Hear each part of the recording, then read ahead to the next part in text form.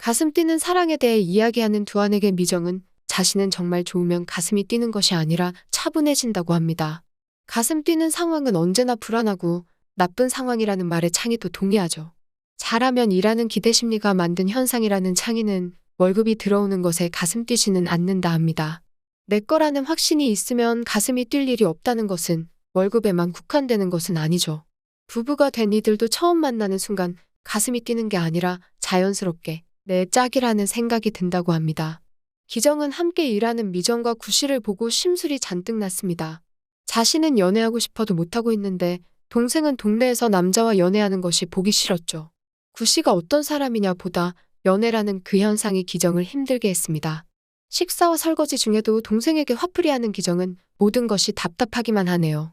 태훈이 너무 좋은데 쉽게 다가가거나 솔직하게 고백도 하기 어렵습니다. 그 이유가 무엇인지 스스로는 모릅니다. 용기가 나지 않아서라 생각했지만 동생 창희가 두한과 하는 이야기 속에서 답을 찾았습니다. 자신이 생각하는 기준에 못 미치는 남자가 자신을 좋다고 하는 것조차 불쾌해하면서 어떻게 고백할 수 있냐는 말이 정답이었죠. 이는 현아가 점수를 낮추라는 말과도 일맥상통했습니다. 그동안 기정이 살아온 삶의 태도가 결국 현재의 자신을 괴롭히고 있는 셈이죠. 창희가 했던 내가 죽어라 갈망하는 건 아니라는 거 아닐까라는 말이 기정의 모습이었습니다. 지독하게 고통스러울 정도로 갈망하는 기정의 모습은 불안하다는 반증이죠. 이룰 수 없을 것 같아 불안해서 나온 고통을 기정은 이겨낼 수 있을까요? 자신이 쏟아낸 저주스러운 말들이 부메랑이 되어 자신을 괴롭히고 있는데 말입니다. 동생 미정이 먼저 고백했다는 말에 기정은 놀랐지만 사랑이 아닌 자신을 추앙하라고 했다는 말은 이후 기정의 삶도 변화시킬 것으로 보입니다. 해방 클럽 모임의 행복지원센터 소장도 참관합니다. 도무지 어떤 동아리인지 알 수가 없었기 때문이죠. 미정 동료들 역시 나이 든 아저씨들과 모임하지 말고 손관리 받으러 가자고 하지만 미정은 이 모임이 좋습니다. 박 부장은 숨 쉬는 것을 제외하고 자신이 가장 많이 하는 것이 시계 보는 것이라 합니다. 그만큼 강박에 시달려 살았다는 의미였죠. 그 강박의 목표가 성공인지 무엇인지 알 길은 없지만 하루를 잘 살아야 한다는 강박에서 해방되고 싶다 합니다.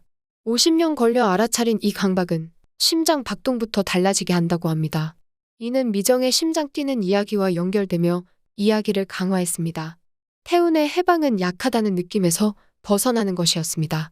초등학생 시절 연이어 부모를 잃은 태훈은 학교에서 자신보다 약한 친구와 싸우도록 강요받았다 합니다. 이길 수 있는 상대였지만 져준 이유는 그게 부모 잃은 아이가 감당해야 하는 삶이란 생각을 했기 때문이라 하죠. 부모를 잃고 양손이 다 떨어져 나간 느낌이었는데 우리 딸도 한쪽 팔이 없는 것 같아 힘들다는 태훈의 이야기를 엿들은 기정은 무너지는 기분이었습니다. 태훈도 한때는 딸과 짱짱했던 시절이 있었다고 하죠. 하지만 이혼 후 사춘기까지 온 딸은 과거 자신을 닮은 것 같아 힘들었습니다. 자신이 부모를 잃고 나약해진 것처럼 딸도 그런 상황이면 어쩌나 하는 불안과 안타까운 말이죠. 자신 때문에 그런 고민을 하고 있다 생각한 기정은 동생에게 얻은 번호로 문자를 보내며 자신이 싸움 붙인 애들을 혼내주겠다고 합니다. 초등학생 같은 기정의 행동이 태훈에게 불편함으로 다가오지는 않았습니다. 자신을 걱정해주는 기정에게 누나 친구라는 말을 쓰려다 지운 건 역시 배려였습니다. 기정은 친구와 만나 지금 당장이라고 고백하고 싶다며 힘겨워합니다. 그런 기정을 보며 한 달 전 이 자리에서 그런 짓을 하고도 그런 말이 나오냐며 시간이 참 간사하다고 합니다. 시간이 약이라고들 하지만 간사하다는 표현은 오히려 더욱 현실적인 표현으로 다가왔습니다. 간사한 시간의 힘은 망각을 불러왔고 그렇게 태훈에 대한 사랑만 갈구하는 기정은 그래서 힘겹기만 합니다. 동생 말처럼 애딸린 유부남에 대해 노골적으로 비난한 자신이 태훈에게 사랑한다고 고백하는 것 자체가 말이 되지 않으니 말이죠. 힘겨워하는 기정에게 친구는 횡한 감정과 좋아서 힘든 거 하고 뭐가 더 좋냐는 질문은 명확한 답으로 다가왔습니다. 간사한 시간으로 잊고 있었지만 얼마 전까지만 해도 기정은 그 사랑이란 감정이 없어 고달픈 인생이었으니 말이죠. 집에 돌아오는 마을버스 안에서 이어폰으로 노래를 들으며 우는 기정과 그런 기정을 노래 없는 상태에서 바라보는 마을버스 기사의 기묘함은 이 드라마가 가지는 관계성을 재미있게 풀어낸 장면이기도 했습니다. 마을버스에 내리자마자 잘 울었다는 기정은 그런 삶을 살아왔습니다.